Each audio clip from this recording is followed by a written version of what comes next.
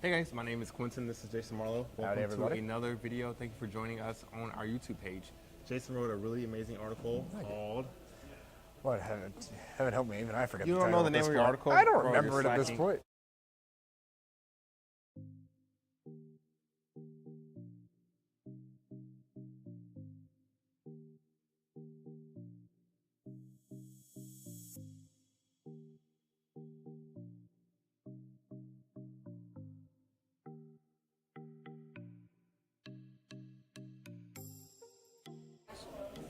Hey guys, my name is Quentin. This is... Jason Marlowe. Howdy, everybody. Thank you so much for watching another YouTube video of ours. Jason wrote an amazing article called... What is campaign life like? And essentially it's a really great article about his experience working for multiple campaigns on different levels. So what was your inspiration for the article? Why did you decide to write it?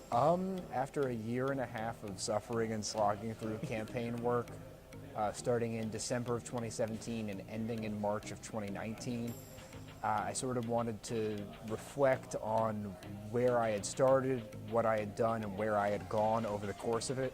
And even though literally everything I touched dies and every campaign I worked with lost, I thought it was an experience that was relevant to a whole lot of people who might be trying to pursue the same career path. I like it. I like how in your article you talk about really metaphorical stuff, but also very practical.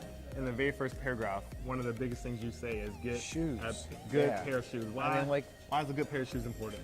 like, you will be on your feet for the most part of the day. There's very little sitting down in campaign work. And I think more than that, I mean, I don't care what your job is in a campaign.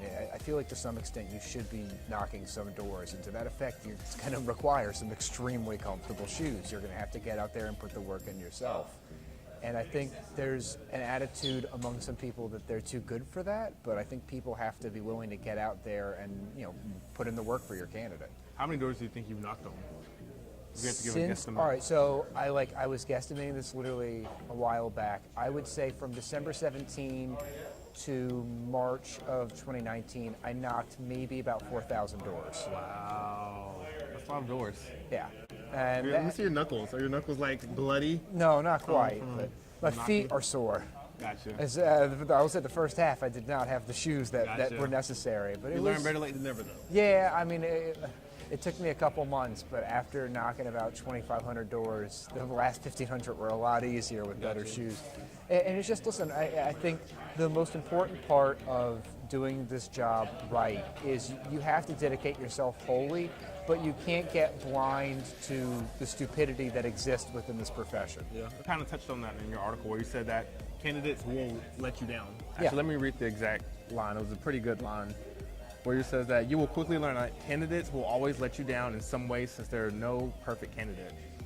Yeah, Are you telling me Barack was a perfect? I mean, Barack was a perfect candidate and president. I mean, What do you mean by that? Barack is the man. He's the man. No, every candidate will let you down. I mean, listen, Barack Obama didn't do a lot of things with banks and criminal justice and a number of other things that I would have liked to have seen. Just like a lot of candidates who I worked for were disappointing in one way or the other. I mean, I think people want to view this job and what it entails with rosy-colored lenses, and you can't do that. You have to be frighteningly pragmatic in the way that you attack the job and the way that you do things, because otherwise, if you get caught up either in cynicism or in overwrought optimism, bad things are going to happen. You're either going to get your heart broke or you're going to lose interest in the job that you're already doing.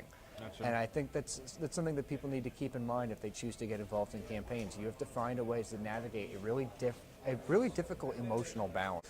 A lot of highs and lows. Absolutely. A lot of I mean, roller coasters. you will have days where you raise a lot of money and you feel the tide turning, and then you have days where you feel like things are slipping away. Gotcha. I can remember a lot of days where I was extremely confident, and I can remember a lot of days where I was extremely skeptical. Yeah. And filled with a lot of doubt. And you got to find a way to, I would say, hem your optimism and not dive into the pessimism and the despair. You got to find a way to navigate some form of middle ground, because otherwise you're going to be miserable. And I mean, you're not getting paid a lot. You're working a lot. I mean, it's going to put a lot of strain on you. It's going to put a lot of strain on your family and those around you, because you're not really going to have a life. You are going to be working. Gotcha. I have such an admiration for people who work in politics and especially campaign life. For me, I can never do it because I love stability. So I love knowing that I can do my regular 9 to 5 every single day, get a steady paycheck. While with campaign life, it's not necessarily the case. You're kind of bouncing around from sometimes campaign to campaign. So speak to that. How do you deal with the lulls of kind of not knowing where the next campaign is going to come from, or where your next income is going to come from? Drinking. I mean, He's only halfway joking. If I can be frank, it is really. I mean, it's incredibly hard. I went through a period of about a month, and then another period of about a month without employment. Yeah. And when you're making no money to work an incredible amount of time, and expenses being what they are in life today, it's incredibly Really difficult to wrestle with. I would say, to be perfectly frank, if you're willing to throw yourself into doing this, you better be pretty comfortable in your own skin and pretty comfortable with your own setup, your own finances, because if you're not comfortable and you throw yourself off the deep end into, I feel like, what I've been doing the last year and a half, there can be a lot of consequences to this.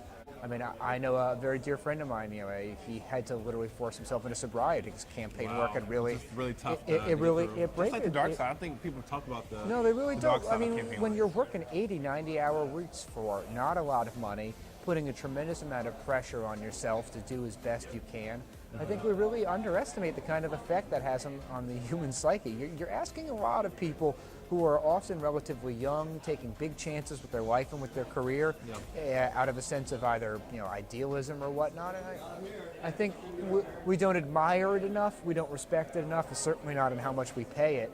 But also we don't really appreciate what the consequences are on people and the people around you. I certainly don't think I fully anticipated what I was getting into. Gotcha. So how do you reconcile when your personal beliefs conflict with a candidate that you're working for? 'Cause I would imagine you're speaking to this person a lot, and you're also working very, very long hours. You're working a lot in the midnight hour. No, absolutely. And how do you reconcile? I got a great example. I can't get into necessarily the nitty-gritty and the specifics, but there was an instance where me and the rest of the campaign team had a philosophical disagreement with the candidate on a particular issue.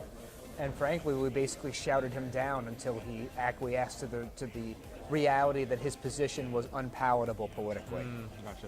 And I mean, like, that may happen, to be frank. I would say if you're careful in making sure you work for who you should be working for, it shouldn't happen to you, but So I mean, you're it's saying, possible. I guess do your research in advance. Of Absolutely. The candidate. I mean, listen, you But should... there's also, I'm just playing devil's advocate. No, there by all is means. a certain sense of a candidate, I'm not saying it's a bad thing, but a candidate evolving on their views as the political cycle goes. So maybe they start something on day one, True. and then 2 weeks before election day, say, well, voters That's don't well feel said. this way. And That's so well said. they I mean, evolve. and it's important for, listen, we have, I think, a nasty tendency to call people who change their views like wafflers or flip-floppers, as John Kerry was derided with that. But I think... So was Hillary. Yeah, Clinton. but I think there's something to be said to some extent about being able to evolve on your views and Yeah. being able to let new information change the way that you perceive the world around you and other things. I would say in my limited experience in my career, I've only had one instance where I had a serious philosophical and political disagreement with a candidate for whom I worked. And I found that, frankly, through the team that I worked with, we were able to make it clear to him that his position was politically unpalatable, and so he changed course. Wow. How do you not take elections personally when you lose them? Oh, you Because can't. you, as a staffer, you can do everything you can do and still be a rock star employee and still lose the election. I just don't think it's possible. Yeah. I mean, I'm sure other people would say otherwise, but me personally, the way that I choose to invest myself wholly and completely into a campaign, there is an emotional... I mean, I'll speak from my experience with Phil. We really thought we were going to win the day of the election. You should probably tell people who Phil is. So Phil Hornback was the candidate who I managed, one of the greatest guys I've ever met, who ran for House District 58. Incredible boss, incredible person, would make a great state representative. Genuinely a wonderful person. We woke up to, on election day, more Democrats having voted in House District 58 than Republicans. And we felt extremely confidently that we were going to squeak what we thought would be a very narrow victory. And then on the day of election, Republicans outvoted Democrats by about 3,500. Wow. And NPAs broke 60-40 for our opponent. And so we lost. We were all stunned by that news. I remember watching the results and was like, is this real life? I really thought it was going to be a lot closer. Elections are like TV shows. It's just so much drama. Oh, yeah. You never know what's going to happen in the end. Yeah, I mean, it's even less predictable than Game of Thrones, I guess. It was just... it was heartbreaking having to break him that news on election night with him and his wife that we had lost after all the work we put in. Yeah, it is emotionally exhausting. frankly, if you're working in this field and you don't get that involved, you're probably not going to be good at this job. Gotcha. Probably won't last either. Yeah, I mean, there is a burnout factor because you're pushing yourself that hard, but it's if you're trying to do this right way, that's what the consequence of it is. How does someone overcome burnout? So let's say there's like a new person right out of college who's just starting a campaign. That's a really what advice great would you give them question. to avoid burnout? Because I feel like people are very you- excited and very happy at the very beginning, and then maybe after a couple of years they start to You're kinda, absolutely right. I think you need to make sure you surround yourself with people that you care about and people that care about you. So my very final point, I love the very last paragraph where you write about having a backup plan. And Yeah. I think it spoke to me because not only does it apply to campaign life, I think it can apply for any job. So whether you're a construction worker or a teacher, Yeah. it applies. You say your backup plan needs a backup plan. And then that backup plan needs a backup plan. That also needs a backup plan. Why is that important to be backed up? So I remember after Phil had lost, I had been under the assumption that I would at least be considered for several other staffing positions. And lo and behold, I found out I wasn't. And the cruel reality of realizing that I had just thought things would fall into place for me. You can never make that assumption. And I learned that pretty painfully. You have to be beyond proactive in ensuring that you are going to land somewhere. Yep. You cannot expect things to fall your way because if you Can't assume. expect You know what them, happens when you assume. you make an ass out of yourself. Yep. Which is, as Of Michael yourself. Clark Duncan said. No, it's a tremendous challenge. I mean, I really think you have to be willing to consider what happens if I lose, what happens if this backup plan doesn't work, and then you have have to a make backup that, for that. yeah, and then make those happen. You make the connections, make the networks to ensure that you've formulated your future all the way out.